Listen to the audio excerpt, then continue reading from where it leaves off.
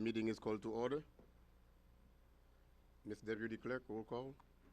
Councilman Galvin, Here. Councilwoman Keys, Here. Councilman Bieneme, I know he's here. Vice Mayor Desilme, Here. Mayor Joseph. Here. Mayor, you have a quorum. Thank you very much. We'll proceed with Pledge of Allegiance by retiring officer James L. Alexander, who happens to have served the police department for 27 years, I believe, right? Yes, sir. You don't look 27.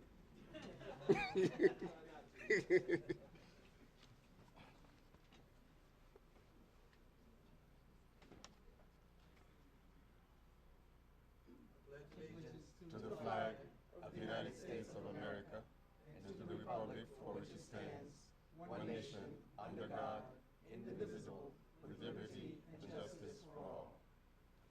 Thank you very much. And we'll proceed with invocation by Dr. Joey Ling.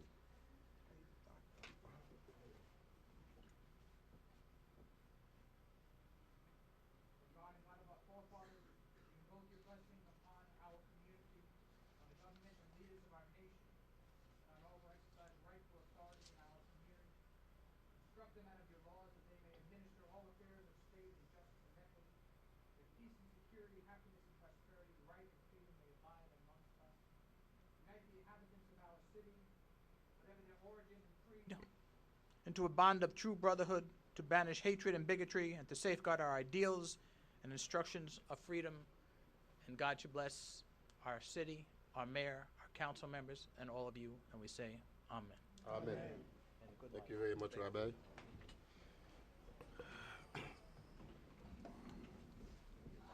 Mr. Manager, at this time we will entertain any additions, deletions, or amendment to the agenda, if there is any. Yes, Mr. Mayor. At this time, I'd like to remove the quarterly budget and financial presentation today. We will add this on the next meeting next week, Tuesday, which is a shorter agenda. We had the CBOs tonight, so I'd rather move this to next meeting. So we go with the presentation.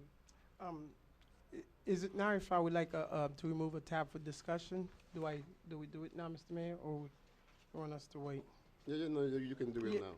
Can I remove tab? Which tab is the library tab? I believe that's tab B. B, yes. Years of work. Tab B for discussion.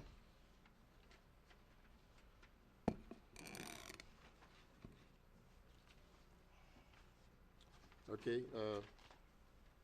we have a few, well, I believe we have only one special presentation,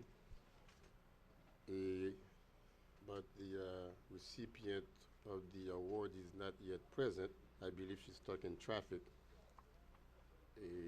You want to move ahead with it? Sure. I could go ahead and I think Barbara could accept it on her behalf.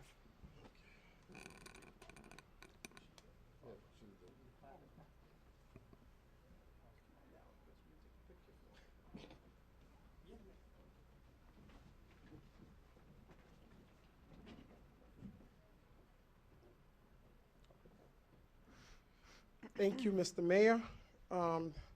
This is a special certificate of recognition for one of our community members who has been serving this community for a long time. She recently retired from the Jackson Health System for over 30 years in this community, and I could recall about 10 years ago when we started our 2000, I think, or 2000, a little bit more than 10 years ago, the census, and Irma Plummer, Scott, I know you remember, was in charge of the census. And when I was on this committee, they asked me to put this thing together. Although this is a resident of Broward, I think everyone in Miami-Dade County who have come in contact with Madame Oudsikar knows her passion for Miami-Dade County. And let me tell you, she took to the street helping us counting citizens door to door 10 years ago. And Oud has been one of those residents who's always, when you call, or no matter where she is, she'll always answer, especially in North Miami. So I would like to present this certificate for, unfortunately, she has a little emergency. She's trying to get here, and we told her that definitely Barbara will accept this for her. And it goes, on behalf of the city of North Miami, we recognize you for your 32 years of service and dedication at Jackson Memorial Healthcare. Your contribution, devotion to the betterment and the adjournment of the welfare of the people in this community is greatly appreciated in highest regard. And this was supposed to be presented to Madame Otsikar. Thank you.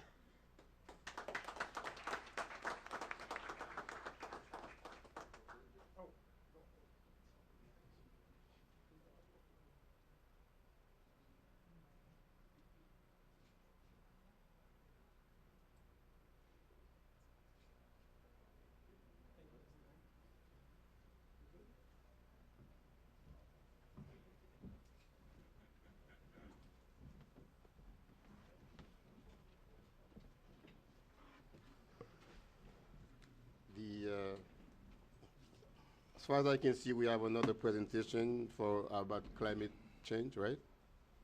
And this will be presented by Dr. I'm trying not to butcher up your name, Dr. Palad Marumder. Dr. Marumder, right? He's from a FIU PACE program, which is a program for adaptation to climate change and extreme events. As we all know, climate change is a big issue worldwide, and this is perfect opportunity for us to be present and listen to your lecture, and I'm sure we will learn a few things tonight. Thank you very much for coming. Thank you, Mr. Mayor, and all the city councilors and North Miami residents, and especially I'd like to thank your sustainability office who reached out to me. And I'm sorry, Doctor. For the record, it's not Dr. Marumder, it's Dr. Mazumder. Yes, Can you yes. just, for the record, just call your name and address? The FIU address will suffice. Thank you. Yeah, I'm Dr. Paula Mazumdar. I'm an environmental economist. I teach at FIU, do research, and one of the major things we are interested at FIU to engage with the local communities to solve and to address the challenges that we have in terms of climate change, sea level rise, adaptation, and mitigation issues. So I'm really very happy that for the invitation and the opportunity to discuss these issues. So today, we'd like to give a presentation on how we can learn to adapt these climate change and extreme events. Basically, I'll talk about more on some of the community perspective, what people think about these challenges, what people think about these issues. If you are interested about the sea level rise projection, impacts of climate change, storms, or those things, we have a lot of modeling and other kind of things we can give another presentation and so on. But I thought as a first one, would like to talk about the community perspectives and so on. And recently FIU started a sea level rise solution center, which are very interested in addressing these challenges. Anyway, so this today's presentation, I would like to address, climate change is a global issue. It's having impacts in many places, and especially, low-lying state like Florida has a long, coastal line, and we are at the front line of the, climate change and sea level rise and so on. So, these are the very much, a very important issue that we need to deal with. And South Florida is at the front of this coming challenge, and so we need to be aggressive about these issues. So what we are doing here, as I said, I'm going to give you a social perspective of these challenges. Basically, what we are recently doing in some research project, we are surveying people all across Florida and trying to understand what they think and what they prefer, what they suggest, what kind of program for adaptation and so on they will be interested in participating. And one of the reasons we are trying to do these things, we understand that adaptation and mitigation will have to change the way we do business. When we try to change things, it costs money. And how do we find a way to convince residents, to convince businesses, convince all the stakeholders to come on board to address those challenges and so on. So here you see that, the all Florida map and different places that we surveyed people. Actually, these are the spot you are seeing on the map. These are location of people. we are interested in finding how far they live from the coast, how high elevation they live on. Are they living next to a large water body? Are they living next to the mangroves or something? Those kind of things we are trying to understand. How can we find a way to communicate people about this risk and to motivate them to for adaptation and so on.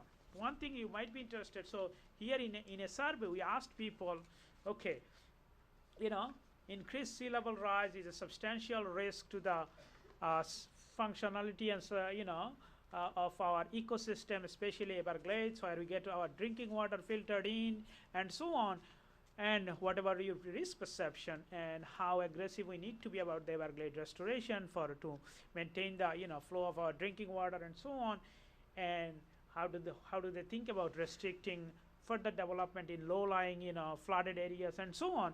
And one thing you can see, we are trying to mapping here all this concern. People strongly agree versus strongly agree, and they are very highly correlated with their elevation. So people are living in low-lying elevation, people living close to the coast. These are, you can see those clustered plot where people are more concerned. They have a better, more agreement. So they are understanding that is they are more concerned about these things. Another thing, we look into, so Florida has all over Florida there is a lot of residents that live part of the time here and live somewhere else. We have also full-time resident. We are trying to see how they think. Do they think differently in terms of this kind of risk? And if, let's say, we design a program, we'll be less interested in participating and so on. So we'd like to see, how they think about this risk. And then we ask about in the survey different kind of adaptation program where, to pursue out vulnerable land and properties, relocation, installation of new pump station to fix the water and sewerage issues that different cities are having. And also we attach different types of short-term program, long-term program. We also randomly assign different kind of fees for this kind of program to finance this program to see, is it too high, is it too low? We are trying to estimate if a city comes with some sort of program, how resident will respond to this kind of additional cost that will involve and so on. So basically we are trying to get a sense of what people are thinking, if there are any new program or new types of funding mechanism needs to be explored and so on. So one thing we kind of a little bit surprised that we thought people who live here part of the time, or people who come here for a shorter period of time, they might be less interested if we think, okay, we are designing some sort of adaptation program, this will cost you some money, it might increase your fees on this or that, are you going to be interested? And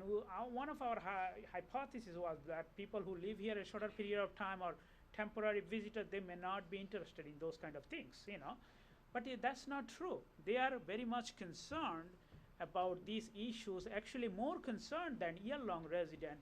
And that's one of the surprise, and I'll discuss some what can be the implication of those things. So that's one of the things we find, that people are very concerned and they are interested in participating in this kind of program. So seasonal residents and temporary residents are not necessarily less willing to contribute if we design some sort of adaptation program to address these kind of issues. That's one of the main findings that comes to our, and also people prefer short-term adaptation than long-term adaptation. People always think, that benefits that we are going to get sooner. That's a very regular, phenomenon and so on. Another thing, and this might be more applicable to city like North Miami, we study decision makers, all sorts of agency personnel that work for the water and sewerage, that work for the local government, that work for even like a federal or regional government that are participating in the city on different programs in national parks and so on. So one of the things, Florida Keys is a very low-lying, vulnerable community and so on. So we did try to reach out and asked decision makers who are dealing with this thing on a day-to-day basis to participate in our survey. And as you can see, different types of personnel that we reached out, NGOs, different kind of labs, municipalities, county officials, federal officials, different state personnel, and we collected data and to see what they think, what is the existing status of their policy, and you can see there are, a big percent of personnel thinks, it's a highly credible economic threat, the sea level rise and, climate change in the Florida Keys. They don't have, majority of the people say they don't have any adaptation plan. And the major constraint for, pursuing adaptation plan is to, budget constraint is one of the things, and lack of direction and leadership is another issues. So these are some of the messages that we can get by studying these types of, personnel and so on. So what kind of action they want, what kind of action they support, as you can see, any kind of mechanism that will bring additional funding. It's, they highly support those kind of things. Different types of workshop to, inform public in terms of education and training, better intergovernment cooperation with local, state, and federal government, different types of computational model that shows those risks at a local level. So what does it mean for North Miami? What does it mean for Miami Beach, and so on? So those kind of, local level information, and a county adaptation task force. And many, county are, have this task force and so on. So as you can see, we also propose, what about some sort of community adaptation fund? We create a community adaptation fund. Would you be interested? Do you think it's something that you'll support? And a big majority of people says, yes, we'll support. And then we also asked follow-up question, what kind of financing mechanism? Where do you want to see this money coming from to this kind of adaptation? And so here you can see revenue, this is for Florida Keys. So you need to put think in that context. A lot of folks think, revenue from overseas highway toll, if there is a, some sort of toll, surcharge from motels, hotels, increased park fees, surcharge on recreational boating and diving, commercial fishing, and, this kind of, activities might be, you can charge on and so on. So one thing, I would like to draw your attention that, yes, different kind of adaptation program we need to we need to pursue, we need to think about those aggressive, but we also recognize that these are costly programs and so on, and funding is a major issue. But some of the things that, you may consider in your future planning and so on, a lot of people, tourists, seasonal residents, they come to South Florida or Florida in general because they love this, environment and systems and so on. And there might be some opportunity to think about, to design program that you can collect some funding, you can collect some revenue by doing some innovative thinking. So don't think, okay, we'll have to tax the local resident and so on. You can leverage program that you can charge the tourist, you can charge the temporary residents and so on. So that's one of the things, you may consider your future, planning process and so on. So, I'm almost at the end of my presentation. These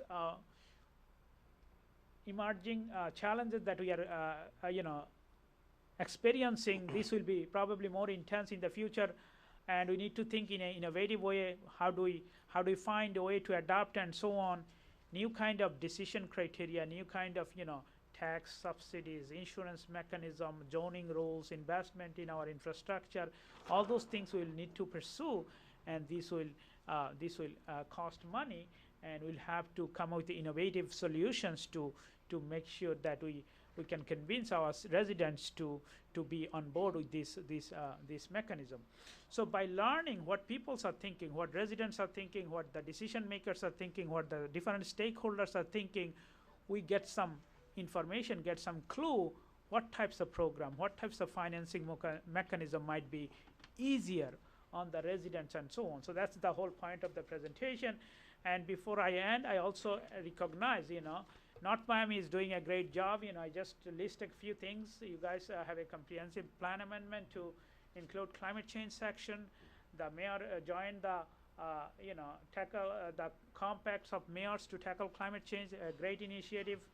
And there are different things you guys are doing on water conservation, recycling, energy efficiency, to reduce greenhouse gas, tree planting, and different types of sustainability measures. These are very appreciated, and so on. And we need to do more, mitigation activities like these that reduce the emission and so on. But also we need to pursue different kind of adaptation policies that address this, sea level rise and coastal vulnerability and so on. With that, I'd like to close my presentation, and I'd like to thank from FIU all of you for, doing great work in terms of reduce our environmental footprint and mitigate the climate change impacts and so on. And I'll be glad to, if you have any questions or anything, I'll be glad to answer. Thank you. Thank you very much, Doctor. This is a very good presentation, and I really thank you for taking the time to come and really do this. My only question is, going forward, I don't think we have any MOUs, or do we have any contract or any agreement with any consultant, to go forward as we go forward with this climate change and sea level rise issues? Because I know a lot of municipalities, especially the county, is doing a lot of things moving forward. Broward County as well as some municipalities in Broward County, they're really doing a lot of legwork. And this is not something that you wait until the last minute. This is not an acute problem. It's something that over the years that's going to develop. Sea level rise is not something that's going to happen like in 3 months, 6 months, 1 year, 2 years. So that's why you have to have a stepwise approach to how you actually prepare. So I said all that because I don't know how maybe the city can start some kind of relationship with FIU. And in most metropolitan areas, that's what cities do.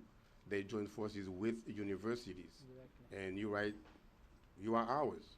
Yes. And you are the one we claim when it comes to research, scientific research and so forth. And I think this is the time we should grasp the opportunity in forging some kind of a relationship with FIU in that aspect.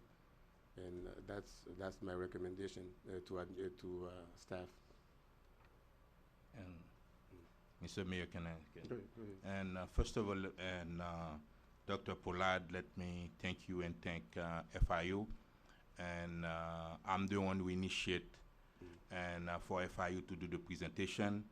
And I asked staff because it's one of the many presentation, and we're gonna be doing in order to address climate change in the city of North Miami and bring awareness to the residents. And I know a lot of residents in the city of North Miami are interested on having more information about climate change. And I think this is one of the many presentations that we're gonna have with Florida International University. I wanna thank you for the first presentation, and I wanna assure the residents of the city of North Miami we have many more presentations that's gonna come and address the issue of climate change. And thank you very much. Thank you. All right. Any other questions or comments? Okay, we'll go with the consent agenda, I believe. No, we have a presentation from American Cancer Society, North Miami's Relay for Life, regarding an event that's going to take place on April 9th, 2016. Thank you very much. Good evening, Mayor and City Council. I'm actually in for Damien. My name is Shelley Sokol, and I am the lead volunteer for Relay this year. Okay. And he has asked me to say thank you for allowing us to use the showmobile and the sound equipment again this year. The city has a team already registered online, and we'd like to welcome anyone to join that team, or the city council folk, if they like, to join that team to help us raise funds for this worthy cause. We also are told that I'm sorry, I don't know how to say her first name, but Miss Raymond has car tickets they're selling to raise funds for Relay for Life. I do have some flyers if anyone's interested. I also have my own personal business cards if anyone's interested in contacting me for more information. And we like to thank you for all your help you've been in the past and hopefully in the future. Thank you. Thank you very much. There is May I ask a question? Go ahead. Shelley, you didn't give the times of the relay, please? I apologize for And that. and do leave a flyer up here for me. I have it right Okay. there. Okay, it's April 9th at Biscayne Park. They've offered to host it this year. And it starts at 4 o'clock.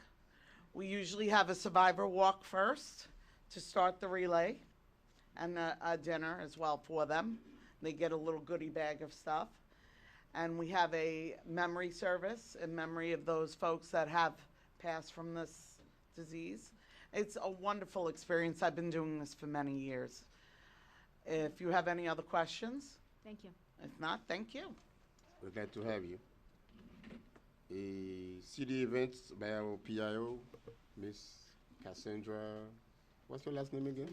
Timothy. Tim- Good evening, Mayor, Council, and staff, and members of the public. My name is Cassandra Timothy, and I'm here to share all of the exciting events coming up in the City of North Miami's 90th anniversary year.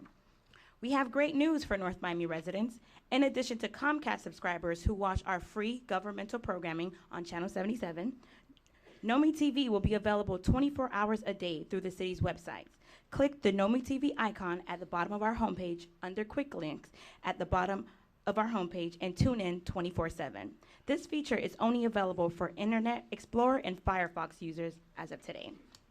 Enjoy meditation and yoga classes every Thursday from 6:15 to 7:45 p.m. at the North Miami Public Library. Learn simple ways to reduce stress, renew your energy, and improve your health. Don't forget to bring your mat. No registration required.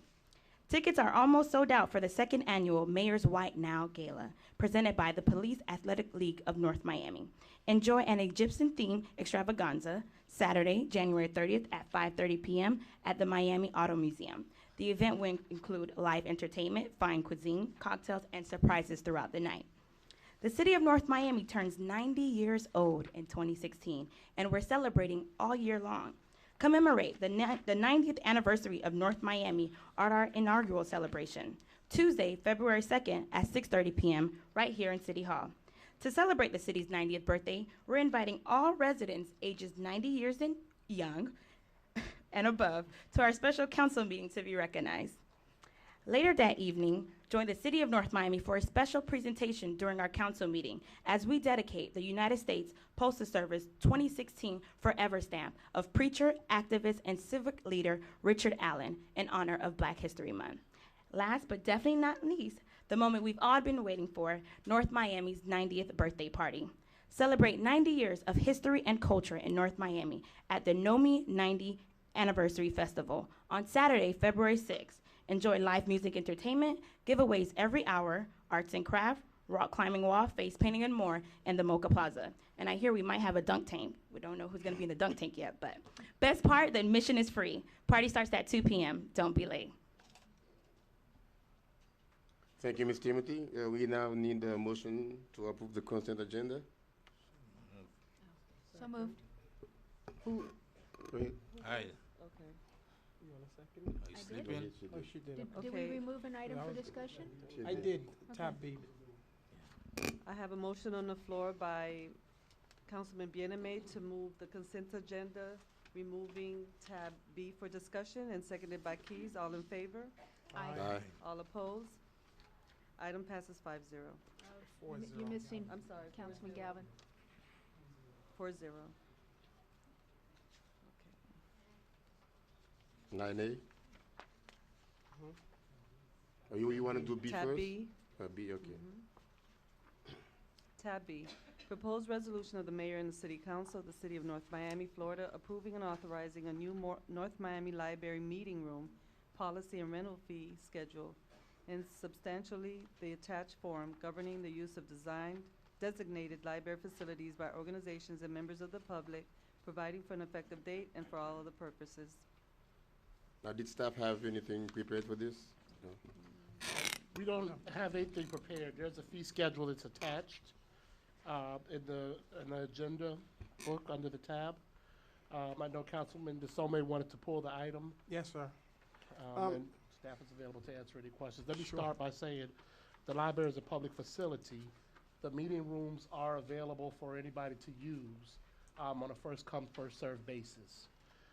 In the event that there's an outside organization that wishes to reserve the room, then this is when the rental fee does kick in at that moment, sir. Okay. But as regular, the library is still, as you've come to know it, if you first come, first serve, you use the rooms. However, if somebody wants to come hold a special meeting, then the meeting will be reserved for them at this cost. The cost is very minimal for the conference rooms, $15 for 2 hours, for the small conference room, $10. When you talk about our large multipurpose room, it is $100 for the first hour, $50 each additional hour. But if we do divide that room in half, the price drops down to $50 an hour, and then $25 for each additional hour.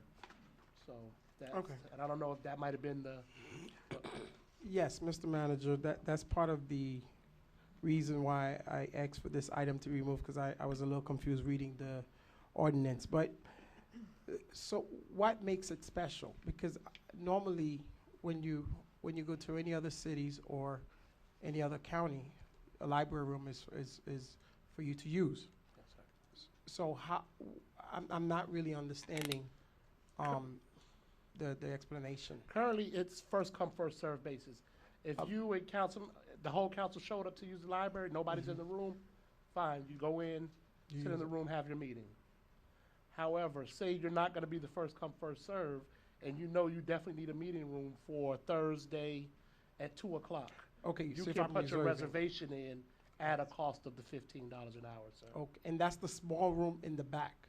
That's one of the small rooms in the back, yes. Okay. Are The- you the- even if it's, I'm sorry, even ahead. for, if it's a CD-related event, Well, if it's a city-related event, it won't be any charge for city-related event.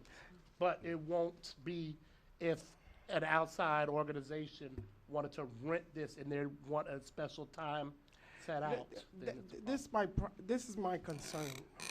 A library is for the public. We're not there to make money. I understand if we have a charge schedule for folks who are not residents. But the reason that it was a little concerning to me, as a school teacher, I used to tutor. And I would go to different library. You go, you rent the room, and you tutor for an hour or two. There's a schedule there. Because of the particular child that I was tutoring is a resident of that city, so that allowed me. So my question was, is this for residents or is this for just anyone, the fees? Let me have Lucia Sure. Gonzalez answer that question, sir.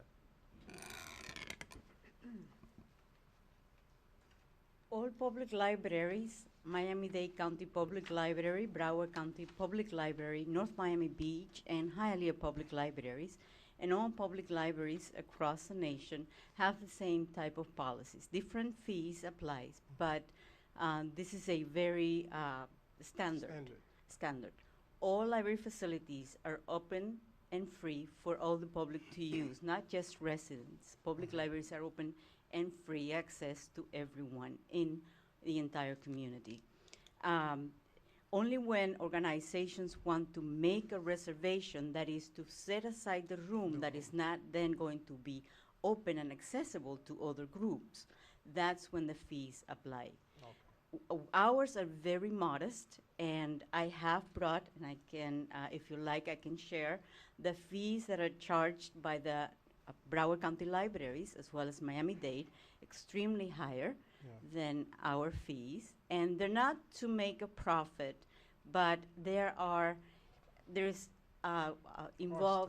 cost involved. We have AV materials, we have staff assigned to the program. When you rent the facility as an outside organization, it is our policy that a staff member will always be assigned to be in the program. All programs are, and we only accept programs that are of cultural, educational, or charitable nature. We don't rent out for businesses or other purposes. But it's only because that room is then taken away from the general public access. And if you walk into our libraries, you'll see, for example, Miss B's class. They rush every day to beat everybody else to make sure that they access that room, Okay. and they use it for their tutoring needs. And it's free. And it's free. Quick question, Ms. Osio. The multipurpose, is that the Joe Sellis, not the Joe Celestin, what's the Desaline? Desaline Yeah, is that the, what's considered the multipurpose? Multipurpose room. Oh, okay. All right, no problem.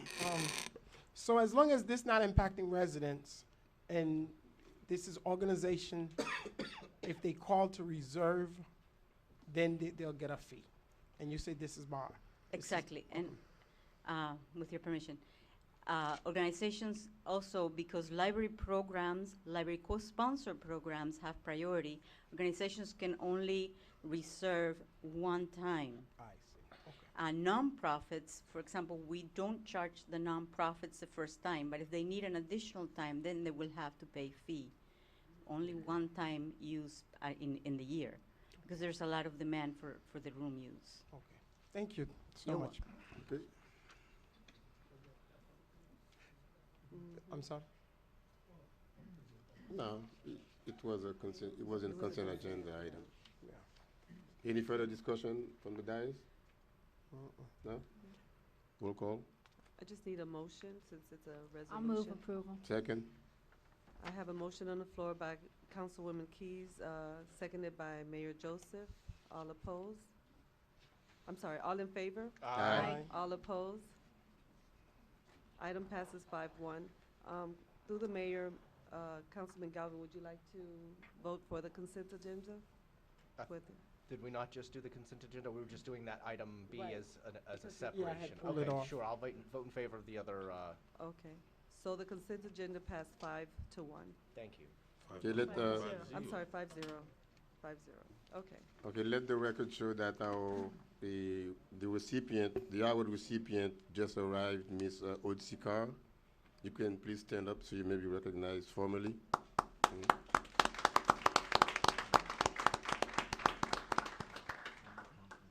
And also in our midst, we have former councilman Jean-Rodrigue Marcellus with us.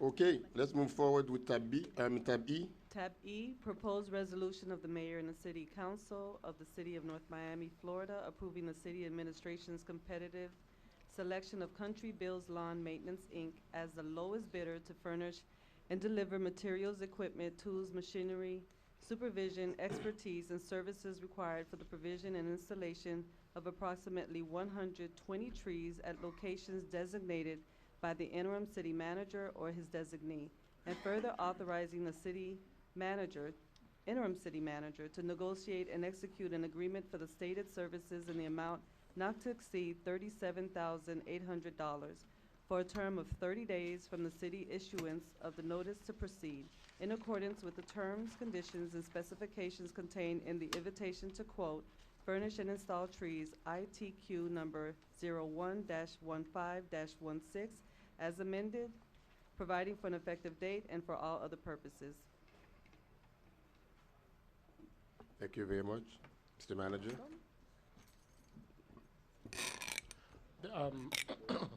This is the result of a grant that we did apply for tree planting services. It was procured.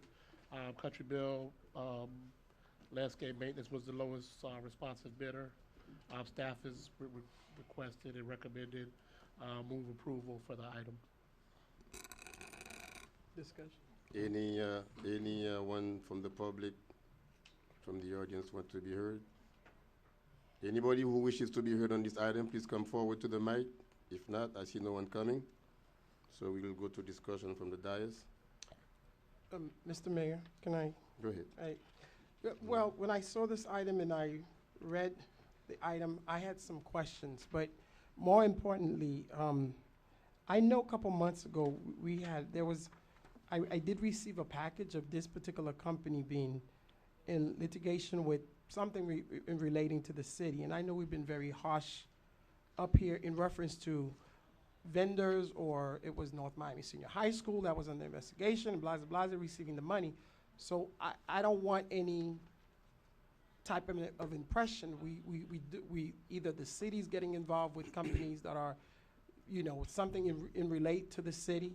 I already have some reservation about current work we have with Country Bill, because I've been driving throughout my city, but that's something totally different in reference to this. But so I am very, very concerned in regards to this particular legislation, but ordinance. But Mr. Director Purchasing, I have a question for you. What does the non-responsive mean? Did the vendor provide their information, but they didn't give a bid? Or how did that work? Because I know we have 4 out of the group that did not respond. Right. Through the mayor, Alberto Estrada, purchasing director. Vice Mayor, non-responsive simply means that the bidder did not comply with one or more of the requirements of the solicitation. There's a number of requirements that are necessary to ensure that you are eligible and you meet the minimum requirements. And that simply means that they did not meet one or more of the requirements of the solicitation. Okay. Mr. Mayor, I just want us to be very cautious when we are dealing, the same scrutiny we're giving to other organizations that we give out money to, especially this is a contract and when they are in terms of litigation. So I definitely have concern about that. So that's my little thing with this piece of legislation. Thank you. I have a comment. Go ahead.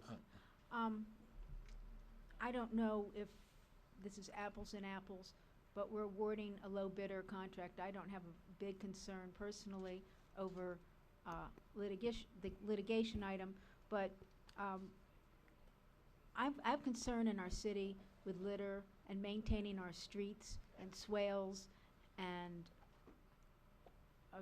with correspondence with staff. Who's responsible for this area? We have pocket parks. We have triangles all over the city. We have swales. Certain swales, even though they might be on public, private property, really should be the city's responsibility. I have seen some of the properties that I think Country Bill is supposed to be working on with not cleaning up.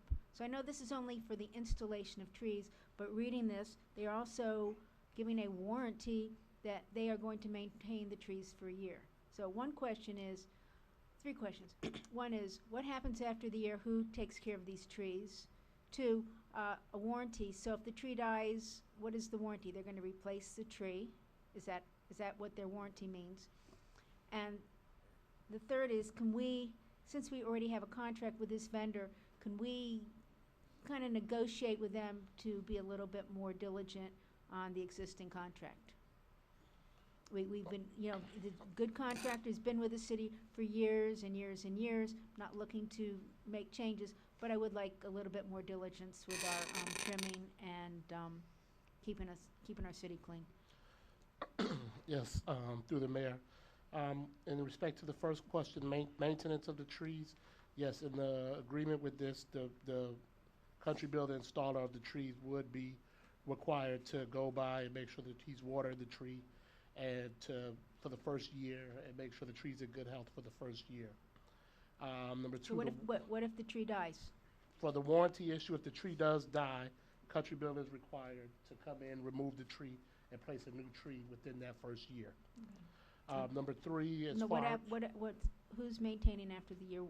After the year, it becomes the city's tree to maintain if it's in the swale area, or the resident in the swale area to maintain the tree. But really, the maintenance of the trees is really slim to none because they'll get the rainwater and everything. So, but we do go by and we do have annual trees when we do go by and prune trees that are in the swale areas once they get a certain size and too big. So we do that. As far as the diligence on the maintenance of the work performed by not related to this, but performed in Country Bill's other duties, Country Bill does have a landscape contract to do the swale areas and right-of-way areas in the city. We have spoken to Country Bill about it.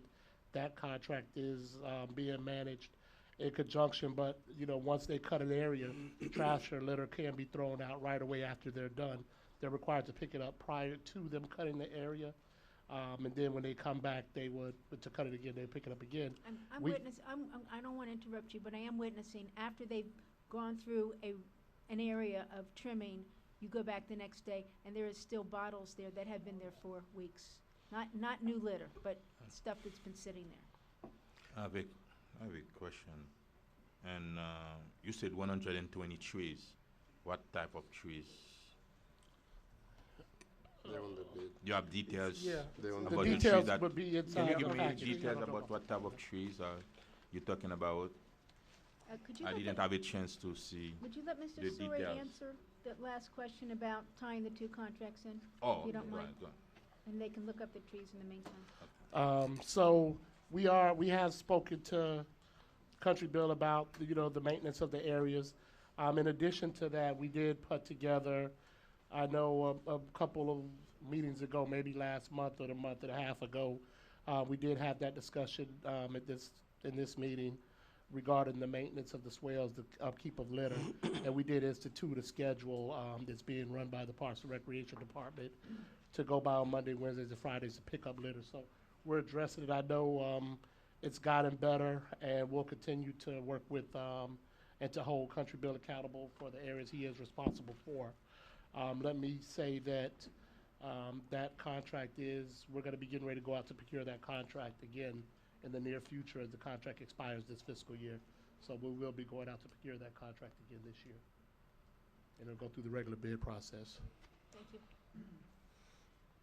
As it relates to the trees, well, I'll let Ken Wally, the tree expert, explain in case you have any questions. I don't want to read it in.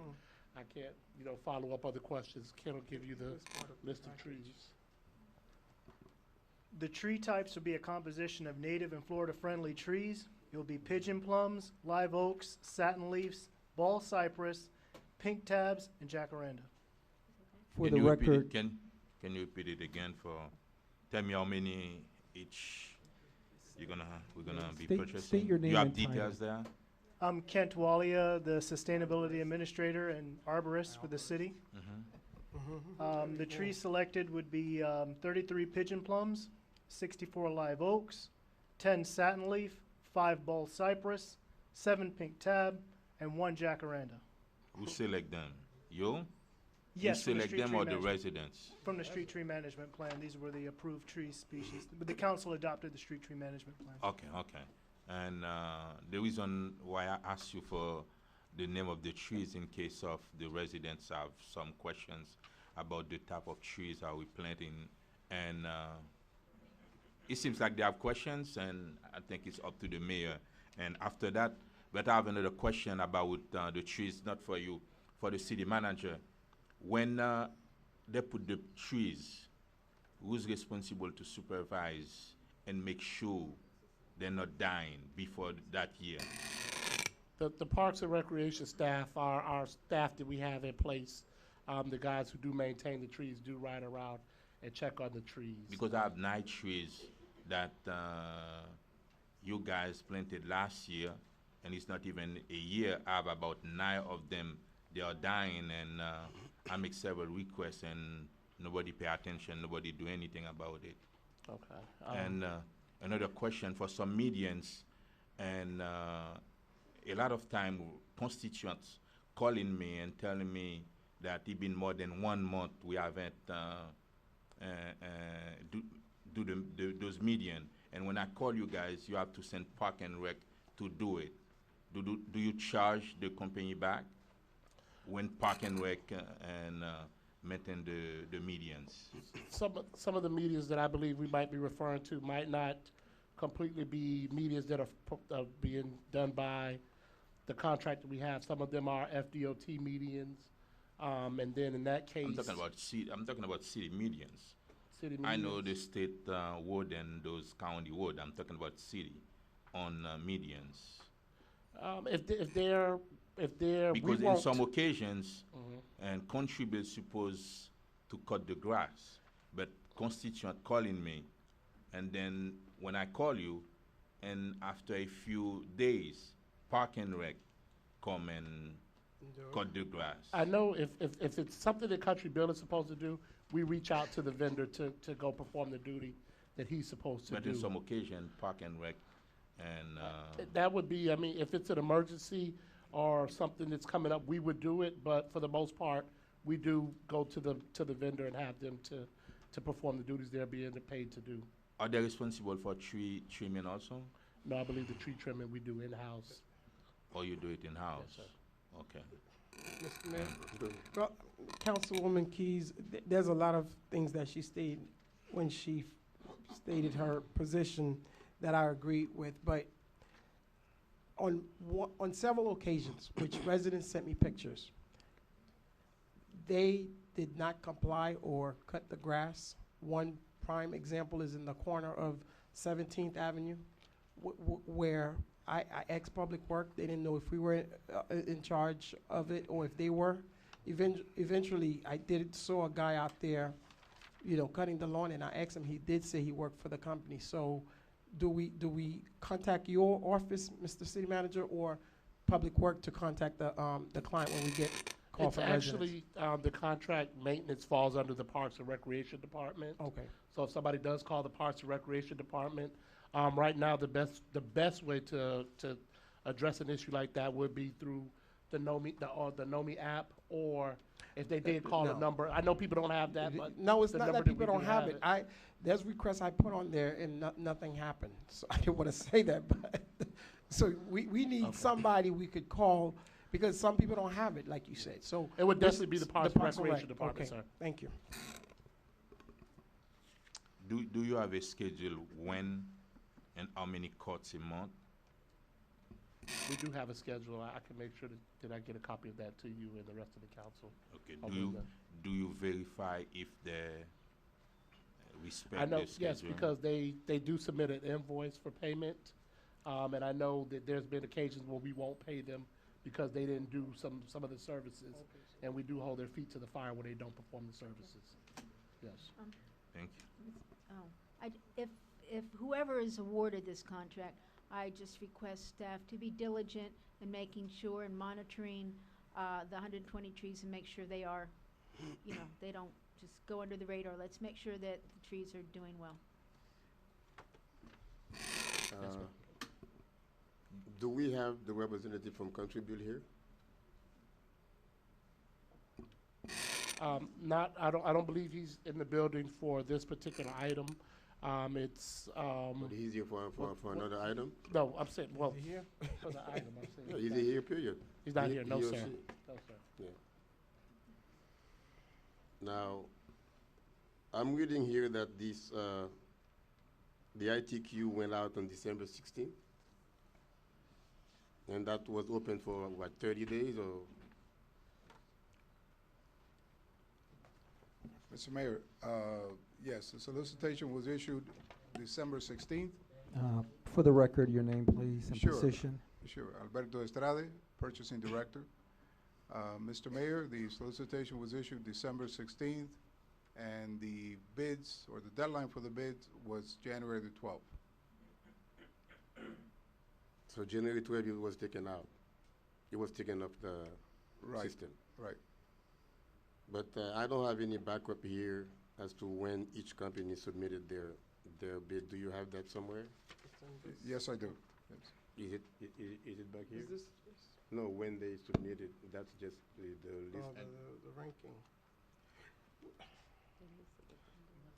Yeah, yes, I do. I can certainly provide to you and the council members the actual date and the time when they I would like submitted. to have them now before I vote. Sure, sure. Should we move this to another part of the agenda? Can or we do you can wanna we move continue it to the another agenda? next? No, Let's move. I'd move it to later. Can you get this evening? Sure, I'll be glad to provide that to you. You can postpone it.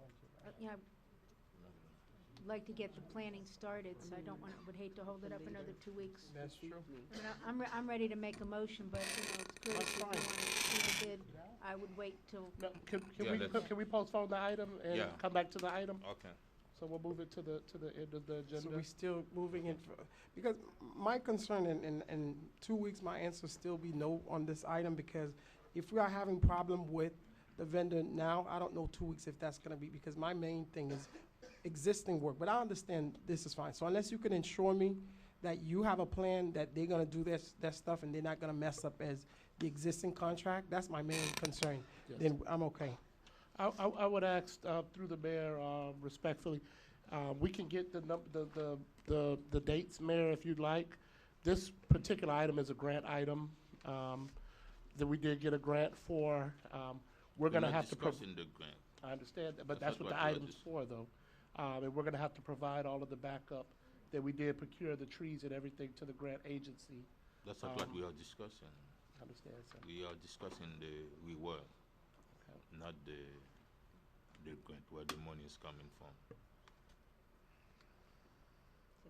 I make a motion to move this to the end of the agenda so we can get the information the mayor's requesting. I second. I need a second, okay. Motion on the floor to delay the item until the end of the council agenda. All in favor? Aye. All opposed? Item passes 5-0 for delay till the end of the agenda. Tab F, proposed resolution of the mayor and the city council of the city of North Miami, Florida, authorizing the interim city manager and interim city attorney to negotiate and execute an amendment to the agreement between the city of North Miami and Tyler Technologies, Inc., to include a digital payroll and biometric time attendance system at a cost not to exceed $69,000 for the current fiscal year, providing for an effective date and for all other purposes. Staff? Nothing? I have the Assistant Budget Director, Terry Henley, that'll just give you a brief overview of what this is and what it will do and the cost savings associated with it. Good evening, Mayor and Council. Terry Henley, Assistant Budget Director. This item requests an amendment to the current Tyler Eden contract to procure a biometric time attendance and digital payroll system. The benefits of taking advantage of this digital age include increased accountability, improved accuracy in reporting, and advancement of the city's environmental initiatives by eliminating a paper-based payroll system. The cost for this fiscal year is $69,000. If we launch it on July 1st, the program is expected to produce a savings of $110,000. This would pay for the purchase of the program as well as produce a $40,000 return. The following fiscal year, the cost is $115,000, and the program will pay for itself and produce a return of more than $300,000, and it's estimated in this 12-month period. Every year afterwards, the cost will be $23,000 for maintenance. How will it pay for itself, you said? It will pay for itself through the benefits it's going to produce, the enhanced accountability, and accuracy in reporting, especially with the time precision. Right now, through the mayor, right now, we have a timesheet system for the paper system for the majority of our employees. It's an employee. I used to do that 20 years ago. Right? 20 years ago.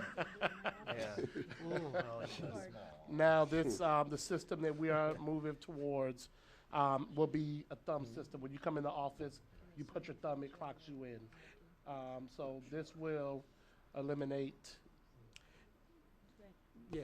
It will eliminate a lot of paper, a lot of record keeping, a lot of labor related to all that, all those resources. We will save a lot of Yeah. trees.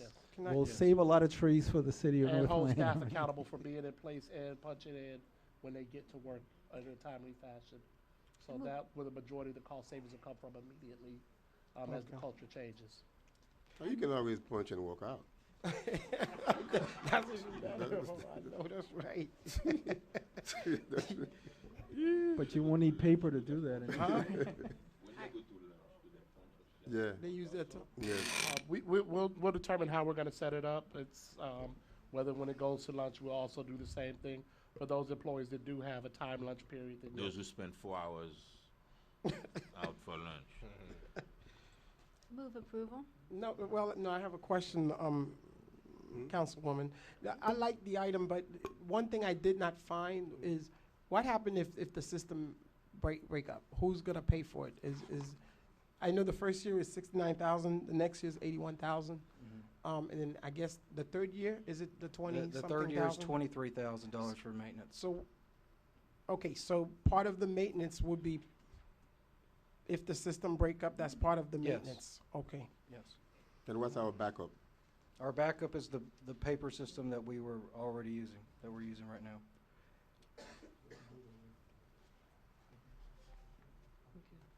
We need a motion? Public hearing. Well, we have a motion on the Public floor by hearing. We Councilwoman. can- What's the Keys. motion?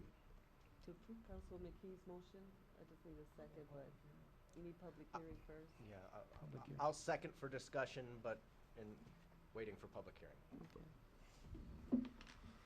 Anyone from the public wishes to be heard? I see no one coming. Back to the dais. I second the motion. Okay. No discussion? Okay. There is no discussion. Motion made by Councilwoman Keys to move the item, seconded by Councilman Galvin. All in favor? Aye. All opposed? Item passes 5-0. Thank you very much. Full. Vote for him? Councilman, Vice Mayor Desmond, would you like to vote on tab F? Are you in favor or Well, I opposed? have to vote. Yes, yes. Yes, so item passes 5-0. Tab G, proposed resolution of the mayor and city council of the city of North Miami, Florida, approving the award of fiscal year 2015 through 2016 Community Development Block Grant, CDBG funds to not-for-profit community-based organizations, CBOs, providing for an effective date and for all purposes. Thank you. I see, we have about 11 CBOs who submitted, who were being awarded the funding tonight. And 11, I think if we give maybe 5 minutes to each. Well, we had informed everyone it was gonna be a 3-minute. Three- time. three- As three a minutes? point of Point of order, order, point of order. I need to excuse myself again, being a director of the Foundation of Senior you. Citizens. Okay. I have to leave. thank you, Even- Councilwoman Keys. So 5 Mr. minutes City is too Attorney, much? Even if you're not getting paid, That is correct. This is federally funded, and until we hear back from HUD, this would be I would urge recusal. Thank you. So 3 minutes instead of 5? Yes, sir.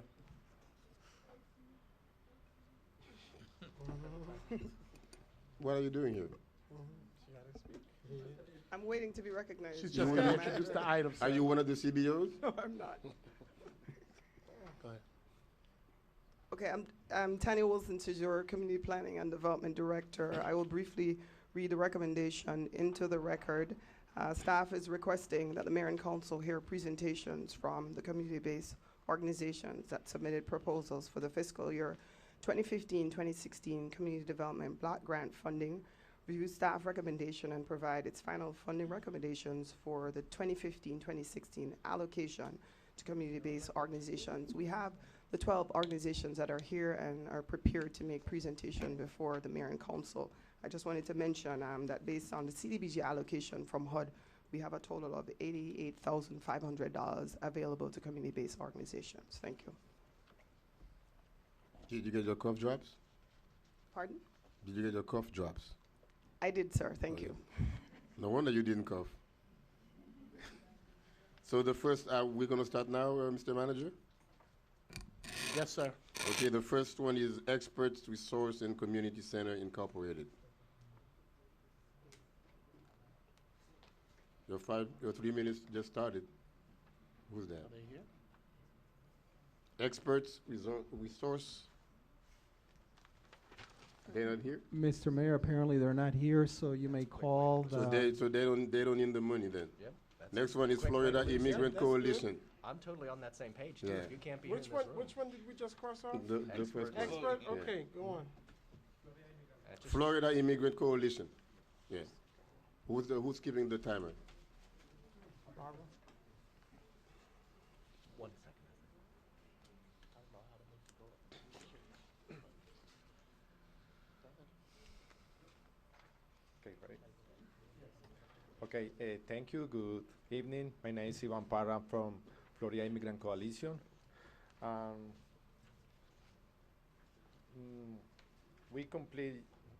We completed last year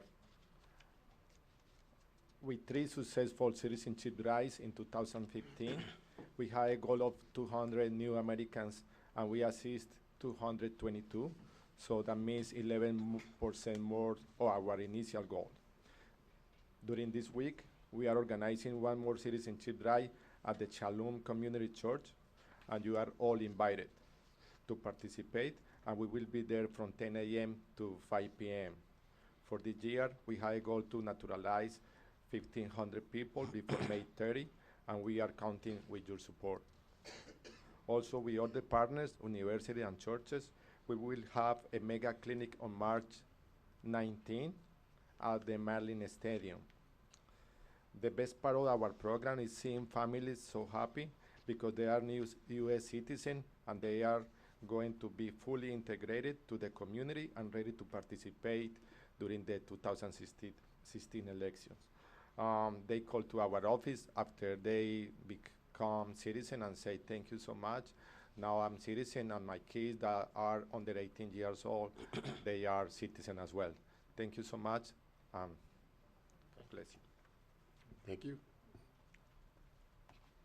Do we take questions now or at the end? Probably at the end. At the end? Yeah. There's so many. Food for Life Network.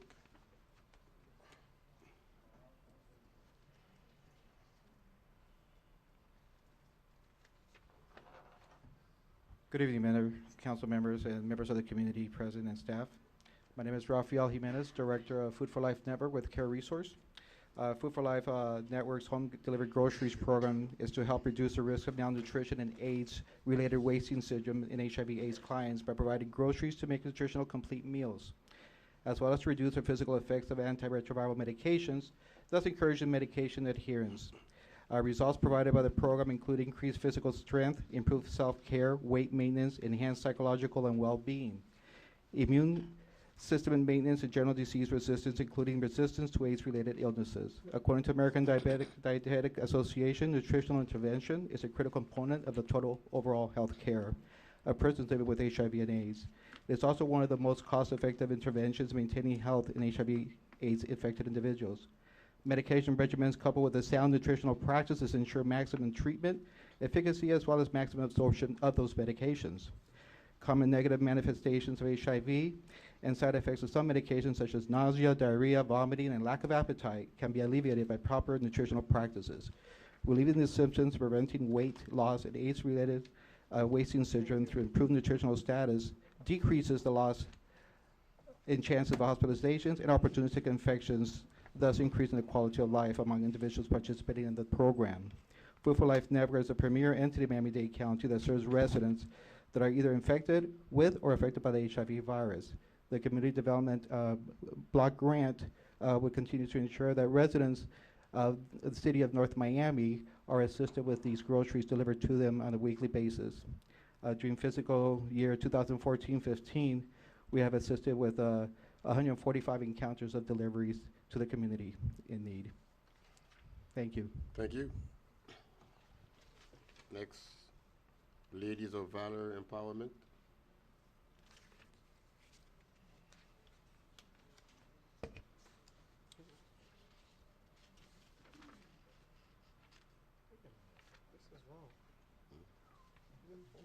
No, I'm sorry. We'll do it after. Point of order, I think it's Holy Cross. No, it's okay. There is no particular order. Good evening, ladies and gentlemen. My name is Alud Pierre. I'm the founder of the Ladies of Valor Empowerment. And the Youth of Valor Empowerment is the mentorship intervention of the Ladies of Valor Empowerment. We are all women and girls empowerment in the city of North Miami. Few years ago, I met a woman that really empowered me and impacted my life. And she was the first African American to have ever led a public safety department in Miami-Dade County. And one day she looked at me, she said to me, we also know her by Mama Spears. And she looked at me, she said, baby? And I said, yes, mother. She said, to whom much is given, much more is required. But I really did not really understand what she was telling me. And after years have passed, I realized, God, you have blessed me. I've been living in this city. The city has done so many things for me. What am I going to do for the city? We've been serving women in the city of North Miami since 2010. So last year, we've decided to add the mentorship intervention program. Ladies and gentlemen, with further ado, I'm going to let the Yovi girls introduce themselves to you. And Yovi Marie will be speaking and leading the Yovi girls. Yovi, present yourself. I am Yovi. I am smart. I am beautiful. I am confident. I am a star. I stand one step above the rest. Please help me, God. The Yovi program has helped all of us, and I'm here to tell you how much it has helped us. A lot of us came to the Yovi program with low self-esteem and low self-confidence. But once we walked in Yovi and realized how much it will help us, we walked out knowing that we can be a councilwoman, we can be the mayor. Well, we're not gonna be the mayor. Well, you can be the mayor. You can be. We can be. And we can even reach to be the first lady of United States. So. Well, no, president. President. The Yovi program has helped us in build our confidence to skyrocket. We appreciate Lady Alu for supporting us and for telling us how confident and beautiful and smart we are each and every day. Because some kids, they go to school, they don't have nobody to bring them up. And that Yovi program take students like that and just tell them their strength, not their weaknesses, but their strength. And maybe tell them their strength, their weaknesses, but I'll also give them the positive way they can bring their weaknesses to become their strength. So please fund our Yovi program with the only girl organization in the North Miami community. And we want to become the 5,000 role model girls, not boys, for the community. Now, I know it's Well, when you support us, we will be the first city that will come with the 5,000 girl role model. But it's not just 5 girls. The last time I went to speak for you guys, it was like 25 of you. We have a lot of girls, but we could not bring everybody because, first of all, we don't even have transportation.